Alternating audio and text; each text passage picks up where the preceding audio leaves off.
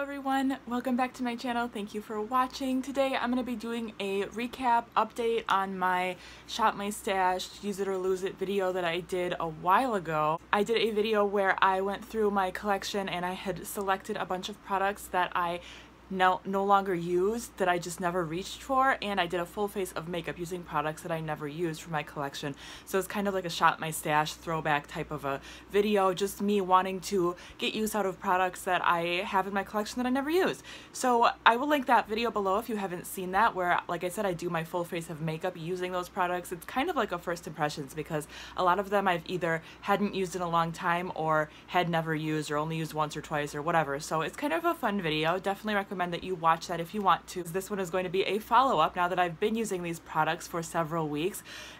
What I think of them, am I going to be keeping them? Am I going to be, am I going to be keeping them? Am I going to be getting rid of them? Do I love them? What do I think of them? You know, that kind of a thing. So let's jump right in. Since it was a get ready with me style of video, I'm going to start with primer and work my way through all the products, hopefully in the order that I talked about them in the video. So the first thing I use is this e.l.f. Aqua Priming Mist.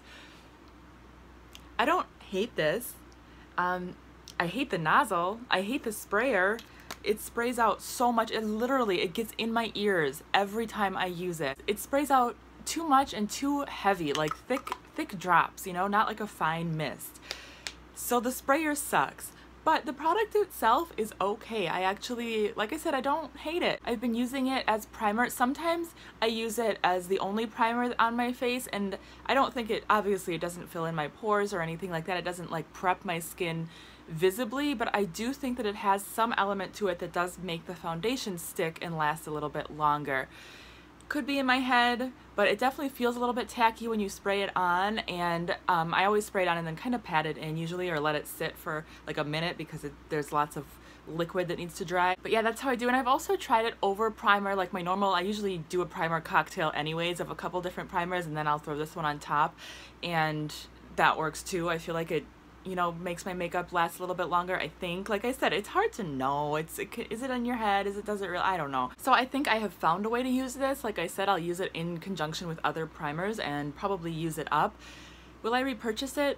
Probably not, but maybe if I end up absolutely like addicted to it by the time I get to the end of this bottle, you know what I mean? Like if I get to the end and I'm like, I miss it, then I'll repurchase it, but I don't see that happening, so that's this one. Next, I talked about a foundation, the Anastasia Beverly Hills Stick Foundation. So I actually mentioned this in a recent video, also my high maintenance products video, because this is a lot of freaking work to use. So the best way that I make this work is by warming it up with a flame before I put it on my face. So I hold it to a lighter. You've probably seen other people do this on Instagram and stuff like that. You melt it a little bit just for like a second or two and then put it on the face, and it spreads on the face a lot better.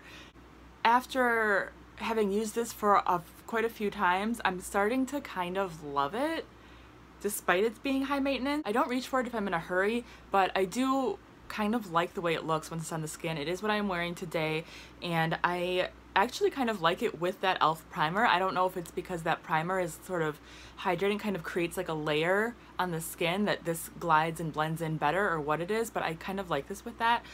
I definitely feel like this works best with a fluffy blending brush, not super fluffy, but like the Real Techniques buffing brush. It's not super dense. Do you know what I mean? It's a little bit thinner, I guess, and buff it out really well. It works the best like that. So I just kind of apply a lot too, which is nice because this is on the less expensive side for a high-end foundation. I want to say it's like $20 something. I'll put it here on the screen, but so you know, it's okay that I'm using a lot. I mean, I still have quite a bit left, but yeah, I just kind of cover most of the areas of my face with it and then buff it out with that brush, and make sure to really push it into the pore areas because that's where it can tend to kind of make pores stand out if I don't push it in there well enough. The shade I have is Golden, by the way. And then the only other thing I wanted to say is that I've been using this for touch-ups a lot, and I really like it for that. I use it for like under eye touch-ups if I'm on the go, or like today I filmed a lip swatch video and I was using it to kind of touch up my lips after every time I remove the lip product. So I mean, that's useful if you're a YouTuber and you do lip swatch videos, but other than that you probably don't care about that. It is kind of handy to like keep in the purse and then keep on hand for touch-ups. I would recommend that you have a brush though with you. So that's this one. I kind of starting to really like it. I mean, for certain things. It's not going to be a daily foundation, but I'm finding certain uses for it that I like. Next, I ended up using 2 concealers in that video. I started with the e.l.f. HD Lifting Concealer, and the shade was way off, so then I used the NYX HD Concealer, and this e.l.f. one, I'm afraid is just, it's gotta go. Like, it's not a terrible concealer, but the shade is so wrong for me. It's in the shade medium, but it's just like the complete wrong color tone for my skin tone. Do you know what I mean? And I've tried it under my eyes and it just looks ridiculous. It makes my under eyes look like dirty and muddy and not good. So if I try this again, it will be in a different shade. If I see a different shade at the store or something, I might pick it up, but this shade just really is not working for me. Now, the NYX HD Concealer is a better shade in the sense that it is very warm. It has that yellow undertone. However, this is really, really light for me, so I'm gonna keep it, but I'm going to use it in conjunction with other things, or I have been using this under foundation as like a spot corrector before I put my foundation on, and I feel like that works pretty well. So I'm not getting rid of this, but it's a little bit light. Again, maybe this would be one that I want to look for in a lighter color. The color I have is beige, maybe or in a darker color, I'm sorry, and see if that works for me better, because it's a nice concealer. I think I like it as a concealer. It's just hard when the shade is a little bit too light, you know? So that's this one. I also talked about this Anastasia Beverly Hills Contour Kit.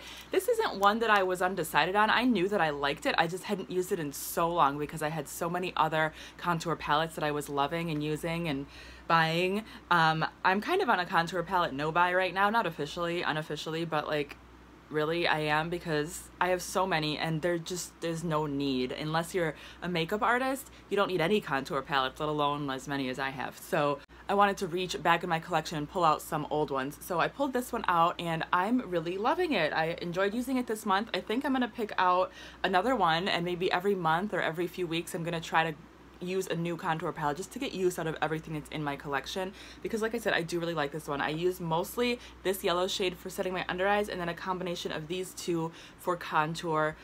This one is a little bit too cool tone for me, but I could use it sometimes. I really like the tones of brown though in here. They're just really interesting and fun.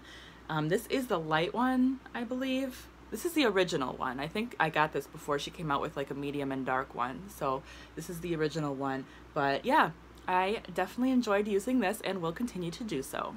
I also talked about this contour stick. This is the Jordana Sculpt and Go Creamy Contour Stick. I have the shade medium. I like this product. It's nice, it's creamy, it blends into the skin well, very similar to my Wet n Wild contour stick that I use every single day. The thing is the shade, I don't know about the shade. I got this out because I thought it would be good for contouring, especially my cheekbones, because it's cooler toned, and I actually did use it in a tutorial recently, but I'm starting to feel like it's just not quite the right shade. Even though it is cooler toned, I still prefer my warm toned Wet n Wild contour stick over this one. I just like the way it looks on my skin better. I feel like this one looks too muddy. It doesn't look sculpted enough, and it's just too, I don't know, I just don't like the way that it looks. So I don't know if I'm gonna be getting a lot more use out of this. I'm still kind of trying it here and there, but I feel like every time I use it, I'm like, okay, my makeup looks okay, but then when I go back to my Wet n Wild stick, my makeup looks awesome. Do you know what I mean? Like, I love it even more. So it kind of is turning me off from this one. But I don't know. Let me know what you guys think about this. I also talked about the Becca Soft Light Blurring Powder. This is in the shade Golden Hour. This I talked about recently in a monthly or current favorites video, and so that will tell you that I love this stuff. I'm so glad that I got this out and made myself use this, because this is a wonderful powder. The main reason I think that I wasn't using it is because I just don't use loose powders that often to set my face. I don't bake that often, and I always thought of loose powders specifically for baking, but I'm starting to use this all the time just to set my face. And I really love what it does for my skin. It adds a glow. I feel like it sets the face without making things look dry or powdery, and I also feel like it actually fills in my pores. So for example, a foundation like this that I feel like can almost accentuate pores, this powder goes really well with it because I feel like it actually fills in the pores, similar to my Too Faced Primed and Poreless powder. So I love this stuff. I am so glad that I pulled this out because I'm really loving it. Moving on to eyes, I use the Ulta eye primer in Champagne. This is like a shimmery eye primer, and I use this to prime my eyes, obviously. I do really like this product. The only thing is, I don't know if it's because it's old or if it's just the way the product is, but not a lot comes out at a time, which is fine because it's an eye primer, you don't need a lot, but I have to really push hard to get any to come out. So it's a little frustrating, but other than that, I actually really like the primer, and I will definitely continue to use this. I haven't been using eye primers that much regularly, but I actually have been reaching for this one whenever I do think that I want a primer because it's fun. It adds a little bit of a shimmer. It doesn't make your eyeshadow shimmery, but it kind of adds like just enough of a reflectiveness that it just draws the eye a little bit, I think. Maybe it doesn't even do anything, but I like to think that it just makes your eyes look a little bit more glowy, so I do like this one. And for eyeshadow, I used the IT Cosmetics Naturally Pretty eyeshadow palette. I was surprised by how many of you said in the comments that you'd never heard of this palette, because when I started YouTube, even before I started YouTube, I remember this was like, I feel like it was really popular and everybody was talking about it and recommending it, and that's why I got it. But a bunch of you said that you'd never even heard of it and that you know, it looked pretty to you or whatever, but I don't know, it was just really interesting to me. So I've been using this quite a bit. If you didn't see my video, I'll explain.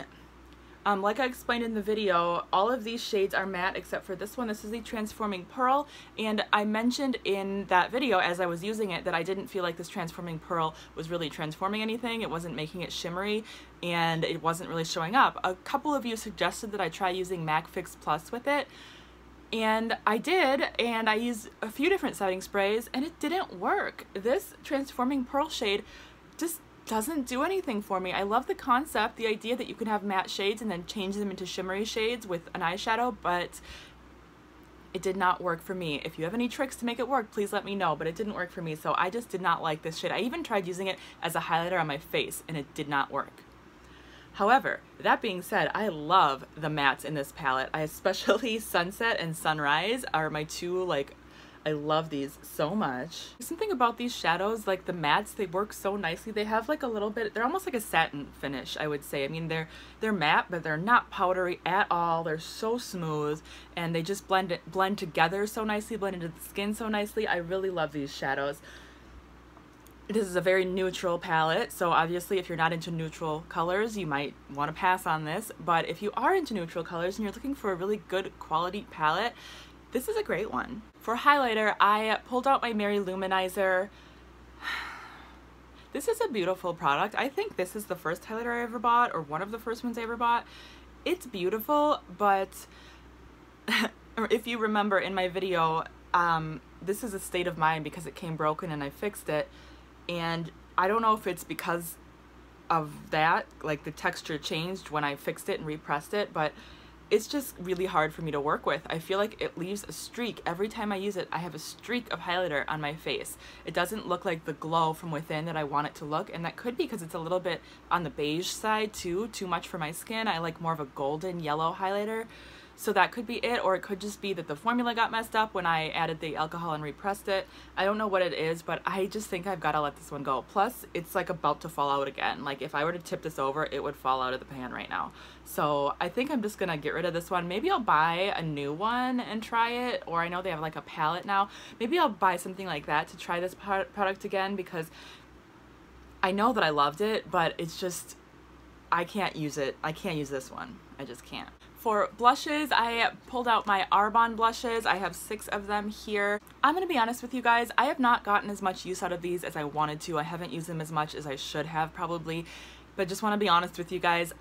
They're not bad, and I'm gonna keep them just because I'm not ready to get rid of them, but they're not any better than like most drugstore blushes, especially like the Milani blushes are probably as good or better than these. No, I'll say it, the Milani blushes are better than these. Even like the e.l.f. blush palettes or the Wet n Wild blushes are comparable to these, so I just don't think these are anything special. Tend to be a little bit powdery, especially the ones that look like they're supposed to be shimmery. They're really not shimmery, they're really just kind of extra powdery, which is kind of annoying. Today I'm wearing this one called Ballet, really pretty light pink, almost like a nude pink. And then this other one that I really love is in Dusty Rose. So I don't hate them, they're nice, I don't love them either, and I would say if you are looking for a good blush, maybe just go for Milani. Okay, I think we are down to the last product. I don't think I forgot anything. If I did, I apologize. Go ahead and let me know if I did. But the last product I talked about in that video was a lip product, and these are the Jordana Modern Matte Lipsticks. So I have 6 of them here, and they are matte lipsticks. I pulled these out because I thought I loved them, and I thought nobody talks about these. I need to pull them out. I need to use them, whatever. The one I used in that tutorial was this one in the shade Matte Bear. And if you look at the packaging, it looks like it's going to be a warm brown nude. But when you swatch it,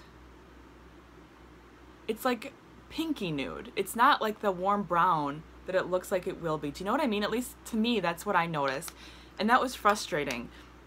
So part of the reason why I didn't get as much use out of these either as I wanted to is because none of the shades were really what I was looking for this time of year. I was looking for more of like a warm brown fall type shade, and none of these are really that. So that being said, these are still a really nice product. I really do like these. You can see in the swatch they swatch really nicely. They wear very nicely. They are matte, but they're not super matte. They're not drying. They're not transfer proof either, but that's fine. I think these are nice. I'm gonna keep using them. I'm gonna hang on to them because I do think these are a really nice product. Okay guys, that's it for this video. Let me know what you thought. Give it a thumbs up if you enjoyed it. I appreciate you guys watching me. As always, thank you so much, and I'll talk to you again very soon. Bye!